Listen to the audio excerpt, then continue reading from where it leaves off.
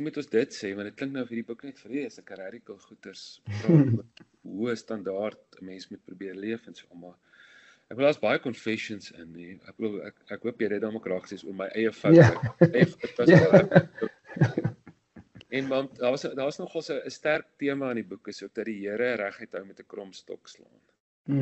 Gewone gebroke, skamerige mense wat foute maak, wat met shame en hartseer en goed loop en dat hy gewone mense op buitengewone maniere gebruik, jy weet. En daar baie van dat ons eintlik eerder met ek het dit eintlik in daai Dhaka fiksieboek was dit so 'n bietjie die tema, maar ek het gedog dis 'n belangrike les vir hierdie boek ook. As jy 'n reisiger is, ons is eintlik almal reisigers deur die wêreld. Dan moet jy weet die ou sê en die hippie oomie sê rather look with curiosity than with judgment.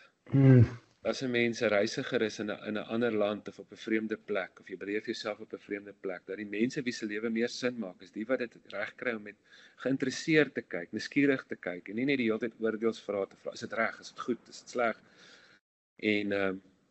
En agter te kom maar ag weet jy wat, ek moenie dink dat die volgens Jesus was die hoogmoed van die Fariseërs was eerder 'n bietjie erger as die goed wat daai Samaritaanse vrou was. Ja. In ons wêreld is dit sekere sondes is verskriklik, maar hoogmoed en selfsug en so aan is eintlik 'n bietjie minder erg. Maar kyk hoe lyk ons wêreld, dis grootendeels as gevolg van hoogmoed en selfsug en daai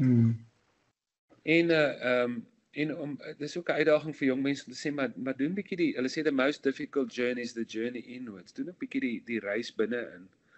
En kyk bietjie in jou eie hart. Moenie bang wees om diep in jou eie hart te kyk nie, want as jy leeg en donker die kern van jou hart het, dit is jy's na God se beeld geskape. Jesus sê jy sal die lig wees nie, hy sê is die lig en jy gaan 'n stuk lig kry as jy dit waag om saam met die Here so 'n bietjie in jou eie issues af te gaan. So daar's heelwat daaroor ook. Wat doen ek met my hartseer? Wat doen ek met my pyn? Met die mense wat my seer gemaak het, die mense wat my beledig het en om te sê dit maak jy nie minderwaardig nie en jy hoef nie vir die res van jou lewe dit hoef jy nie terug te hou nie. Dit kan dalk eers as jy kan healing kry daarvan, as jy genesing kan kry, kan dit jou dalk vir jou juis 'n aansporing wees om nog 'n beter mens te wees. Wat nog Ja. Jy vertel eintlik 'n baie cool storie oor dit in die boek ook, dink ek, oor die Bobbejaan mamma wat met haar dooie babietjie saamgesleep het en wat goed vir haar sou gewees het en vir die trop was om daai babietjie te laat gaan. En jy vertel van die kampe wat jy doen met die bakstene is eintlik 'n lekker idee om te steel ook vir 'n kamp. So ek vat hom, maar dit is so dat ons sukkel, ek bedoel ja, die boek daag mense uit om meer te doen, om groter te doen, om Jesus soos Jesus te wees, maar dit is as jy sê dit daag ook ons uit om te sê hoe laat gaan jy van hy baksteen dit wat jou ouma nog vir jou eendag gesê het toe jy 5 jaar oud was. En ek bedoel, dit is ook nie so eenvoudig nie. Daar's van kyk kinders by van julle huise wat met uit erge verhale uitkom. So dit is ook nie so maklik om net vir iemand te sê laat gaan net van die ding nie. Maar jy noem 3 goedes van wat die baksteen of daai gewig aan ons doen. Dit put ons uit. Dit maak ons moeg om daai gewig onnodiglik saam te sleep. Dit maak die mense naby ons seer om daai gewig saam met ons te sleep. En dan die kragtigste een is dit raak later jy raak so gewoond aan hy baksteen wat jy saamdra dat jy nie jou lewe kan indink sonder dit nie. En ek wonder hoe baie volwassenes het bakstene opgetel of ontvang met hulle keuse of sonder keuse toe hulle tieners was en het nooit hulle kon net nooit want dit hulle identiteit geraak. Ek word net gesien deur die lens van daai baksteen wat ek mee saamdra. So daar is vir my baie mooi geestelike insig ook wat op 'n emosionele vlak en nie net op 'n doen vlak is nie. So die boek het vir my daai mooi speling tussen die twee. Iwer, as ek dalk iets daaroor kan sê, want ek dink wat ek agterkom met as mens nou die lang pad stap, onthou ons is nou 24 jaar by Echo, so ons kon uitsien hoe jong mense se lewens, hulle stories uitspeel. Van hulle is nou in hulle 40s, dit laat my verskriklik oud voel. Maar so jy kon die storie dophou van skool af tot nou toe. En ons probeer regtig die verhouding hou, jy weet. En is 'n voorreg om so te kan dophou wat in mense se lewens gebeur. En ek dink een van die belangrikste besluite wat ons in ons lewens neem is, wat gaan ek maak met die pyn wat na my kant toe gekom het? Jy weet, daar's min goed wat so groot effek op jou lewe gaan hê. As jou besluit, wat gaan ek maak met die pyn, die hartseer, die onreg, die wreedheid wat oor my pad gekom het. En ek dink altyd, as we werk so nou en dan met dwelm ouens, en dis baie duidelik van die gewone goed waarmee ons worstel, is vreeslik versterk, jy weet, jy kan dit baie duidelik sien in dwelmverslawing, en dan sal ek baie keer met 'n ouetjie wat ek baie lief vir is, maar hy's nou al 'n lang ruk 'n heroïnverslaafde wat ook al, dan sal hy sê, ek wens ek het dit gelos toe ek jonk was, want dit word net moeiliker om dit te los nou dat ek oud is. Ek sê baie keer vir 'n jong mens, ek sê dit gaan nooit so maklik wees soos wat dit nou is nie. Ek weet dit is baie moeilik nou. Maar weet net oor 'n jaar is jy nog 'n jaar meer gewoond daaraan. As jy 'n jaar meer verslaaf daaraan is. En ons pyn en ons goed ook werk ook so. Ek dink ons wil partykeer en jong mense het verskriklike hang-ups. Ek bedoel jong mense uit goeie huise ook, nie net uit die gebroke huise by ons nie. Ek kan onthou my eie lewe, jy weet net die meisie wat jou wat lelike stories oor jou vertel het, of wat nie so sterk oor jou gevoel het soos jy was oor haar nie. Jy weet, ek het in graad 7 of graad 8, toe ons na 'n sokkie toe, en toe het ek my eerste meisie. En toe sien ek maar my meisie en skielik verdwyn my meisie en my beste vriend. You know what that. Maar jy weet, daai heerlikheid, daai ding het my van my kop afgemaak, jy weet, dit was 'n verskriklike groot ding, en ek bedoel, ek wil nie eens dink die goed wat jy deur is nie, Iwer, jy weet, so, maar elke ou se pyn is vir hom 'n big deal. Ek dink om te leer, om ten minste te weet, maar ek moet actually besluit, wat gaan ek met my pyn maak? Ek het nie altyd 'n keuse oor die goed wat oor my pad kom nie, maar ek het, nou dat dit in my hande is, het ek 'n keuse of ek die toekoms gaan indra. En daai ding van Richard Rohr, if you don't transform your pain, you will transmit it. Pain wants to go somewhere, jy weet, om te sê, maar ons moet met jong mense oor dit praat, en ek het dit daar in die boek ook, daai uitdrukking wat sê, die lewe maak jou bitter of beter, jou keuse. So dis hoekom ek ook so baie stories vertel, want ek dink stories trek, dit bly so 'n bietjie by jou, en ek onthou, ek het goed gelees, toe ek jonk was, ek het nog altyd baie gehou van lees, en dan lees ek 'n ou het see toe geroei, jy weet, dan dink ek wil ook. Of ek lees 'n ou het, iemand het, jy weet, Floyd McClungell het daar in Afghanistan in die strate gaan bly, en al 'n vreeslike avontuur daar beleef, en is ongelooflik gebruik, dan dink ek, maar ek wil ook, jy weet, en my hoop is dat die boek so bietjie by jong mense daai gevoel sal skep van, ja, kyk wat het ander jong mense gedoen, ek wil ook. Ek wil ook nie net die boring, selfbehepte lewe leef nie. Ek wil ook 'n lewe leef wat nie net suksesvol is nie, maar wat purposeful is, wat saak maak, jy weet. En ek wil so. Ek prop hulle vol inligting en just man die Bybel verstaan, en ek dink as plek vir dit, en scripture memorization, en verstaan tog net justification by faith, en dan lyk dit nie, hulle gaan doen iets met dit nie. So dink jy ons maak ruimte, en hoe kan ons ruimte maak vir jong mense om so weird soos Jesus te wees, wat een van die hoofstukke is in die boek? Ja, en wat Jesus weird gemaak het, is hoe hy oor die grense van mense gestap het. Dat hy deur die Samaritaanse dorpie gaan. Dat daai Samaritaanse vrou wat 5 mans gehad het, en hierdie een is die hare nie, en sy het nog 'n dwaalleer aangehang volgens Jesus in daai teks. Jy weet, Jesus sê, ja nee, julle glo verkeerd. Sy word die eerste sending. Dis die eerste persoon wat gaan sê, kom kyk die Messias. Jy weet, die tollenaars met hulle partytjies, en al die goed wat Jesus oor geld gesê het, wat hy gesê het oor die armoede, jy weet, Jesus, ek dink, miskien nie net met jong mense nie, maar ek dink ons water bietjie die evangelie af. Ons maak sy skerphoeke bietjie rond. Jesus was, jy weet, ek sê dit ook in die boek, selfs 'n dooie vis kan stroom afswem. Maar Jesus was nogals lynreg teen die kultuur van sy tyd, of al die kultuur van die godsdienstiges van sy tyd. So hy rebelleer teen hoogmoed, en wat eintlik die wortel is van rasisme en 'n klomp van die ismes wat ons het. En hy en hy's goed vir sy vyande. Jy weet ek wil ons downplay daai goed verskriklik. En ek dink en soos Henry Nouwen sê, Jesus se opdrag dat ons moet goed wees vir ons vyande is die moeilikste ding wat hy vir ons vra, maar sonder liefde vir jou vyande is daar geen evangelie nie. En ons land met al hierdie verdeeldheid en hierdie vooroordeling goed kan regtig doen met mense wat die mees basiese Jesus goed reg leef en raak leef. So ek dink daar is 'n groot onus op ons om die antieke konteks die moeite te doen om dit regtig te skets, want ek dink Jesus, as jy dink dit was moeilik om 'n Christen te wees vandag.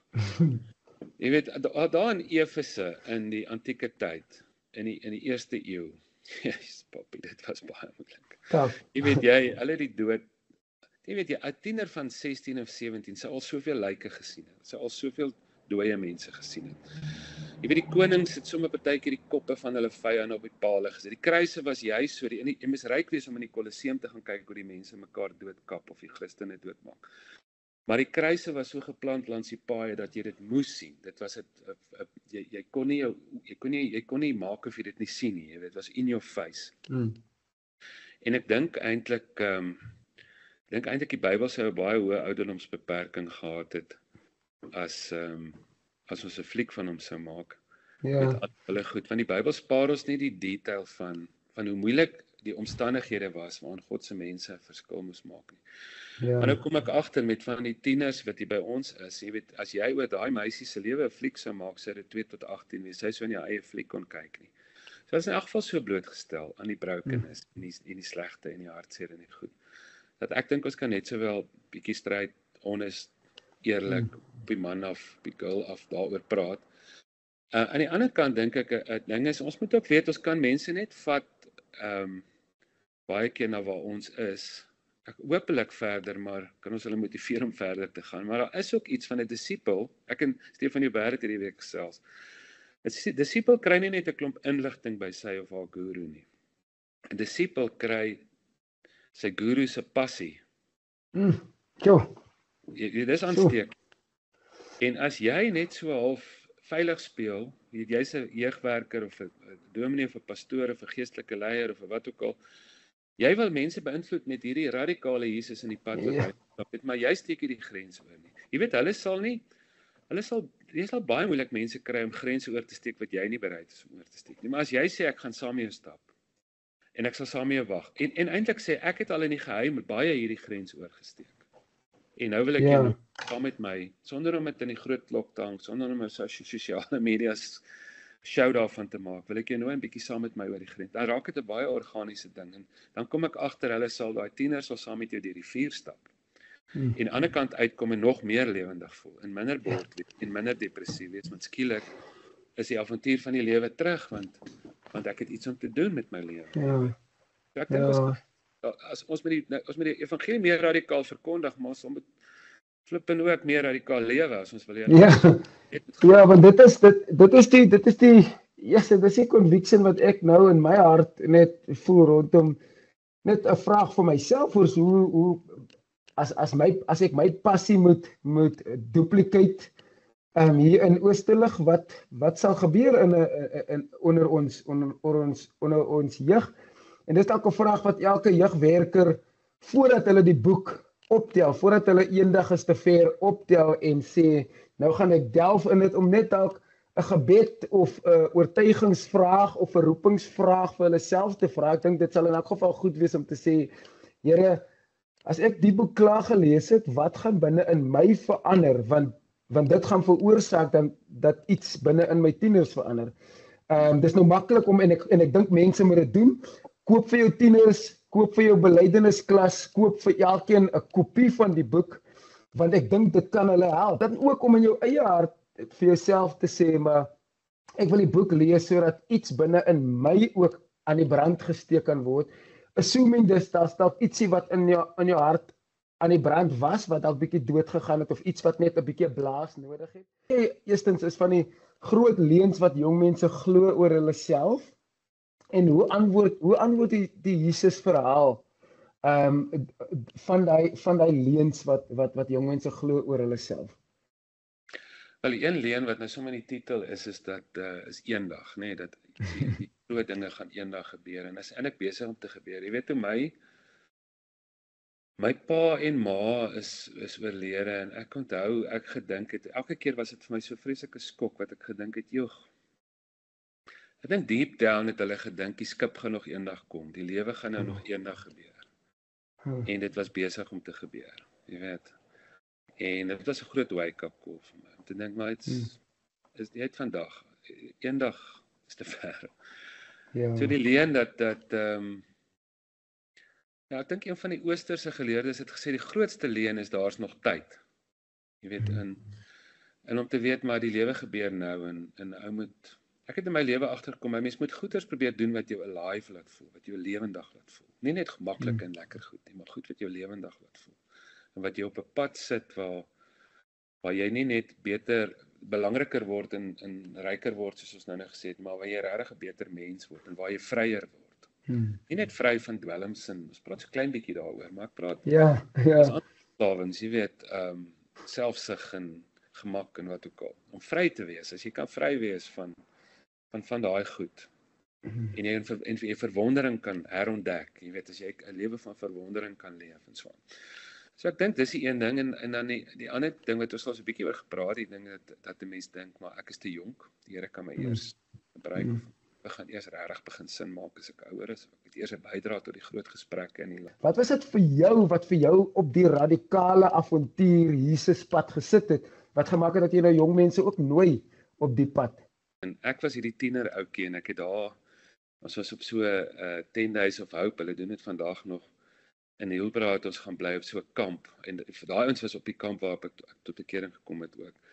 En ek het hierdie ouens, hierdie Pieter Bosho gesien met sy jas, jy weet, in die winter en ek gewonder wat sy geheime ken hy dat hy so vry is dat hy dit kan doen, dat hy kies om in hierdie donker gat te gaan werk. En dis 'n hoërskoolhuis hier langs my en 'n naskoolse huis oorkant en nog 5 huise hier naby. En vir die laaste ek dink 25 jaar werk ek eintlik met jong mense.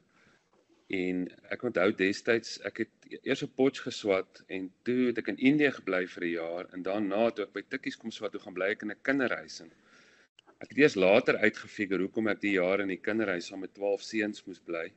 Maar toe is my journey is toe net jong mense. Toe het ek 'n spreekkamer by skool vir lank gehad en ons soos jy 'n hordes jeugweke en jeugkampe en jy weet jeugaksies en jeugeredienste en is so groot deel dat ek gedink het my blootstelling maak dat ek dink ek het nogal gedink daar's baie mooi stories wat ek raak geloop het en frustrasies en so aan. En dat ek gevoel van die jeugliteratuur wat daar is daarom weet hulle is so asof hulle so down talk met tieners en jong werkende mense, jy weet, asof hulle so eintlik dink hulle is nog te jonk vir die groot gesprekke. En asof ons nie verreken dat hierdie ouetjies kan Google en hulle is eintlik baie beter ingelig dikwels as ons nie. So ek het gedink die gewone issues raak ook jong mense. So ek wil oor jeuggoeders praat, die tipiese goed wat hulle raak, maar die ander goed soos hoe is jy 'n vredemaker in hierdie land met al sy onvrede? Gewone goed waaroor gewone mense praat. Raak op tieners en ek het gevoel is altyd so half asof dit geestelike entertainment is van die jeuggoeders wat daar is. Jy weet jy met die kinders wel so bietjie besig hou tot hulle groot is en dan kan hulle nou in die groot gesprekke deelneem. So daai frustrasie, eintlik gevoel, kan ons nie 'n bietjie 'n boek hê waar ons met jong mense praat soos asof hulle nie down talk nie, jy weet, asof hulle regtig 'n bydrae het en ons ook baie uit om by hulle te leer. Maak 'n fout as ons dink ons het net baie om vir hierdie kinders te leer. Jy weet, ons het in ons gemeenskap 'n ouetjie wat 'n kindersoldaat was in die Kongo. Ons het 3 meisies wat oor land gevlug het van Burundi af toe hulle 14, dink 9 en 7 was. Jy weet, jy kan nie glo wat die goed wat hulle deur is nie. Ons het 'n ouetjie wat geskort is uit die verbeteringsskool. Ons het, jy weet nou, en ek het net agtergekom, ons het verskriklik baie om by hierdie kinders te leer. En ons het altyd ook hierdie gewone, amper gewone kinders uit goeie huise, wat dan kom sê het, maar hier's 'n lekker plek waar ons kan omgee en 'n verskil kan maak. En nie daai skeiding maak tussen die droogmakers en die sogenaamde, weet die jocks en die washouts nie, nee man, Jesus was die kerk moet die een plek wees waar dit nie gebeur. Ja. Ek dink ons samelewing onderskat jong mense, die bydrae wat hulle kan lewer. Dwars deur die eeue het jong mense 'n merkwaardige verskil gemaak. Dikwels het mense is die grootste verskil in die samelewing gemaak deur jong mense van 17, 18, partykeer jonger in die Bybelse tyd ook. En nou met 'n jong mens deesdae so al wag, die subteks in ons samelewing is, jy kan eers 'n verskil maak as jy klaar is met skool en as jy hopelik 'n graad het, dan kan jy nou eintlik deelneem aan die groot gesprekke en ek hoop dat dit ook van waarde sal wees vir onderwysers, jeugwerkers, jy weet maatskaplike werkers, pastore. Die een Onnie het die boek gelees, of 'n deel van hom gelees en gesê dadelik, nou het sy lekker stories vir skoolopeninge en vir jy weet, of ander oud gesê, hy kan lekker van hierdie goed, hy sal dit met sy belydensklas of met sy CSV groep, en jy weet, daar's lekker materiaal wat eintlik maar net, mens kan die storie lees of so aan die een kant hoop ek dat dit vir 'n tiener iets sal wees wat daar al aan sy bed lê, of 'n student, en wat hy hierdie ding lees, ek het hom ook so geskryf, is korterige verhale, van dit is net 'n bladsy, van dit is so 4 bladsy max. En maar dit so iets is voor jy gaan slaap, dan lees jy iets, en van dit is sommer net stories, en dan sal van dit, daar's selfs 'n hoofstuk oor hoe lees ek die Bybel, jy weet, of oor gebed, maar daar's baie goed sommer net oor die issues van ons tyd, en sommer net interessante stories oor goed wat jong mense aangevang het, en ek self aangevang het. En toe sien ek, die interessante ding is, en ek het maar so gehoop, want ek dink, ek het al baie gesien in die jeugdiens of 'n tienerdiens, dan sal die ouer mense kom en sê hulle nou verstaan hulle ook. En dit is eintlik baie lekker. Jy weet, ek het so 'n hele hoofstuk oor hoe help ek my pel. Ja.